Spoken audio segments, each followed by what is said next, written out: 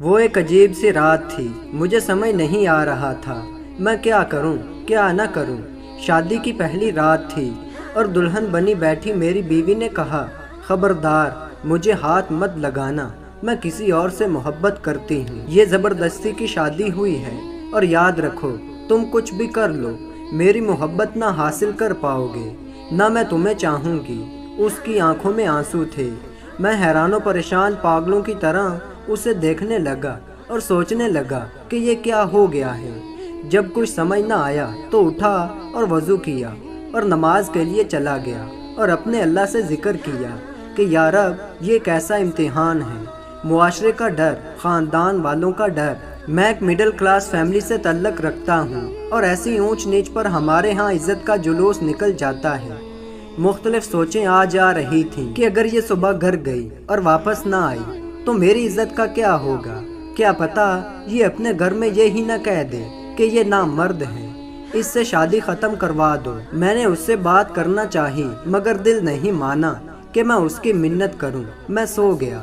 اگر اسے کسی اور سے محبت تھی تو نکاح کے لیے ہاں ہی نہ کرتی یا مجھے ہی بتا دیتی، میں اس سے رشتہ ختم کر دیتا، میری زندگی خراب تو نہ ہوتی۔ میں شادی پر ساری جمع پونجی لگا چکا تھا۔ صبح وہ اپنے گھر چلی گئی، کوئی بات نہیں ہوئی۔ 3 دن تک کوئی ہلچل نہیں ہوئی۔ 3 دن بعد اس کی امی کی کال آئی تو میں لینے چلا گیا۔ میں نے وہاں بھی کوئی بات نہیں کی۔ وہ رات کو فون پر کسی سے باتیں کرتی تھی، میں نے پوچھا تک نہیں۔ میں نے اس سارے وقت میں بس ایک بار پوچھا تھا کہ طلاق چاہیے، اس نے کہا نہیں۔ اس کا فون پر جو عشق تھا اس کا مجھے کوئی مطلب نہیں تھا۔ 7 ماہ ایسے ہی گزر گئے۔ ایک دن اس نے پوچھا، ایک بات پوچھوں؟ میں نے کہا پوچھ لو۔ اس نے کہا کہ آپ کو مجھے دیکھ کر طلب نہیں ہوتی؟ میں نے کہا 25 سال کنٹرول رکھا تو تجھے کیا لگتا ہے اب نہیں رکھ سکتا؟ مگر آج بات کچھ اور تھی۔ میرے دوست نے مجھ سے کہا کہ تمہاری بیوی کسی اور مرد کے ساتھ کسی ہوٹل میں بیٹھی ہے۔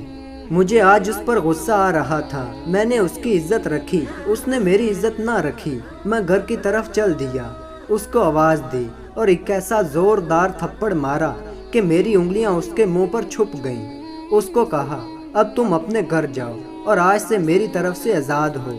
طلاق چاہیے ہو تو کہہ دینا، مگر میرے ساتھ میرے گھر میں نہیں رہ سکتی۔ وہ عورت آج بھی اپنے گھر ہے۔ طلاق نہیں مانگی اس نے۔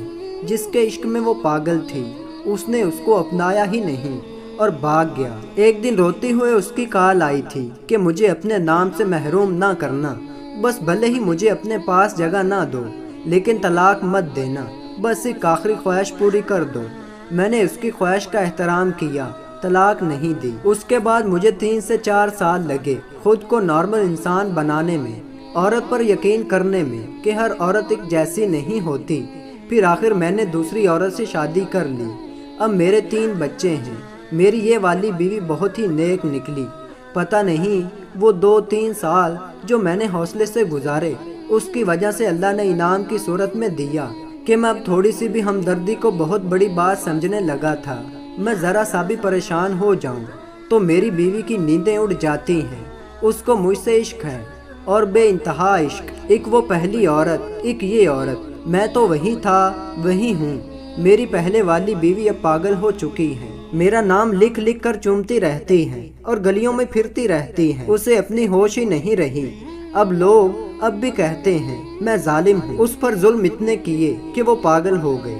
اب میں کیا کہوں لوگوں سے؟ حرام محبت کا مقدر ذلت ہے، بس ذلت۔ تو دوستو اللہ تعالیٰ مجھے اور آپ کو اس حرام محبت سے بچنے کی توفیق عطا فرمائے، آمین یا رب العالمین۔